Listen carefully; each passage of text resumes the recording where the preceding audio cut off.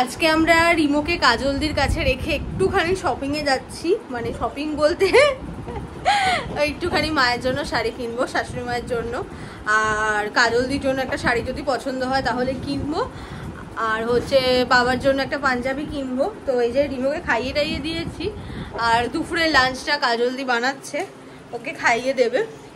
তো নিশ্চিন্তে যেতে পারি তো আমরা একদম। আচ্ছা যদি না যদি কান্নাকাটি করে ফোন করবে, চলে আসবো। আমাদের শপিং ডান, তো আমরা এখন বাড়ি ফিরছি। বাড়িতে গিয়ে তোমাদেরকে দেখাবো কি কি কিনলাম আমরা। সায়ন্তন বেচারা নিজের জন্য কিছু কেনেনি, আমাকে জোর করে একটা শাড়ি কিনে এনেছে। আগের দিন কিনে এনেছি। হ্যাঁ, ও কিনে এনেছে আগের দিন, তো আমাকে জোর করে শাড়ি কিনিয়েছে। তো ভালোই হয়েছে শাড়িটা, আমার পছন্দ হয়েছে, অ্যাকচুয়ালি পছন্দসই পেলাম বলেই কিনলাম। তো কাজলদিকে ফোন করলাম, কাজলদি বললো যে রিমো বাড়ি মানে ঘুম থেকে উঠে পড়েছে, এখন কাজলদি খাওয়াবে ওকে, তো খুব একটা কিছু বিরক্ত করেনি। আর আজকে মেঘ দেখো আকাশে, পুরো সকাল থেকে বৃষ্টি হয়েই যাচ্ছে। তো ভালো লাগছে, যারা বাড়িতে আছে তাদের জন্য ভালো। এই যে এইটা কিনেছি হচ্ছে শাশুড়ি মায়ের জন্য, দেখা যাচ্ছে ভালো করে। এইটা কিনেছি কাজলদির জন্য, এই যে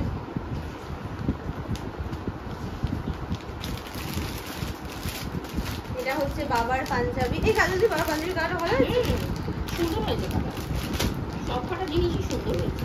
last but not the least, এটা হচ্ছে আমার জন্য। আর সায়ন্তন এই যে সেই সারপ্রাইজ, যেটাকে আমি এখন ছিঁড়ে খুঁড়ে বার করবো।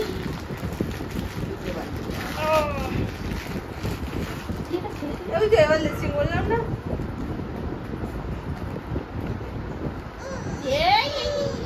ব্রেসলেট ও পায়ের এসে এগুলো এক পাই পরে, বাপাই পড়বে। হ্যাঁ, বাবাই পড়ে।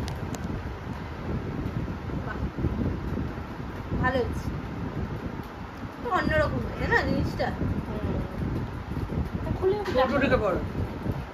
যাই হোক ভালো হচ্ছে। এটা সায়ন্তন সারপ্রাইজ দিয়েছি।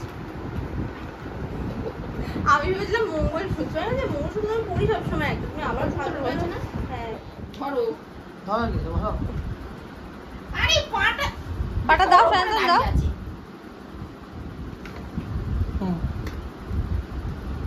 পা পৌঁছাচ্ছে না, দেখেছো? না পাটা পৌঁছায়নি ওর। তো এই দেখো না,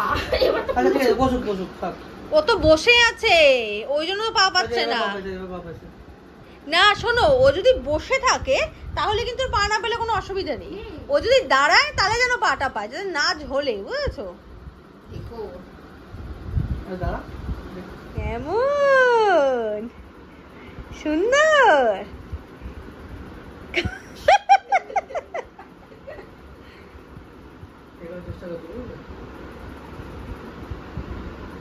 পাটা পাচ্ছে তো, এই জন্যই তো পাটা পাচ্ছে নিচে। এটাতে ওয়াকিংটাও শিখতে পারবে, যে ব্যালেন্সটা আগে মনে হয় পিছন দিকে যাবে, বুঝলে? আজকে আমাদের বর্ষার মধ্যে স্পেশাল লাঞ্চ, খিচুড়ি, আলুর দম এবং ডিমের অমলেট। আর রিমো খুব সুন্দর দেখো এখানে বসে আছে। এই যে আমরা ও বাড়িতে যাচ্ছি আজকে, যেহেতু এত বৃষ্টি হচ্ছে সায়ন্তন হাউজিং এ যেতে পারবে না। এই রিমোট স্পুনটা নাও না গো, ওই যে চামচের ওখানেই আছে, ওই সিলিকনের চামচটা। রিমোকে নিয়ে যাচ্ছি আজকে। না দেখতে দেখতে রিমোর 8 মাসও হয়ে গেল, তো আমাদের একটা কেক কিনতে হবে বাড়ি যাওয়ার সময়, ও বাড়ি যাওয়ার সময়। ব্যাগটা খোলো। আর রিমো দেখো নতুন জামা পরেছে। এই জামাটা যখন রিমো একদম ছোট, আই থিঙ্ক 2 মাস হবে, তখন সায়ন্তন কিনেছিল রিমোর জন্য। দুটো সেম জামা বাট দুটো কালারের কিনেছে, একটা এই ইয়েলো আজকে পরিয়েছি, আজকে আর একটা ব্লু আছে। তো রিমো কি ব্যাপার, তোমার 8 মাস হয়ে গেল তো, তাই না? ও আমাকে খুব মনোযোগ সহকারে দেখছে আমি সেরেছি বলে। কি গুটি পোকা? এটা গুটি পোকা, গুটি পোকা। এটা কার কেক? এই রিমোকে ধরো শান্তর, পড়ে যেন না যায়। এটা কার কেক বাবাই? এটা তোমার কেক? ফু দাও, ফু দাও, ফু দাও, ফু দাও। এদিকে আসো। Happy birthday Rimo, happy birthday Rimo, happy 8 months birthday Rimo, happy birthday to you.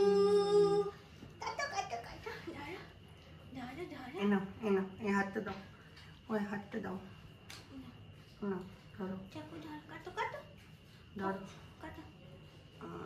বাবা ধরতে পারছি না, ও ফোনের দিকে তাকিয়ে রয়েছে। কাটো বাবা, ওইটা কাটে এই সামনের দিক দিয়ে, ব্যাস টাকা কাটতে হবে না।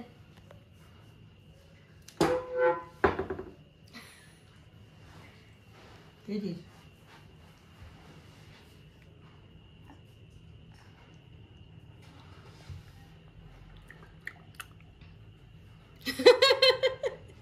এই দেখো কি এটা, ধরো ধরো ধরো, খাপ করে ধরো, খাপ করে স্ম্যাশ করে দাও।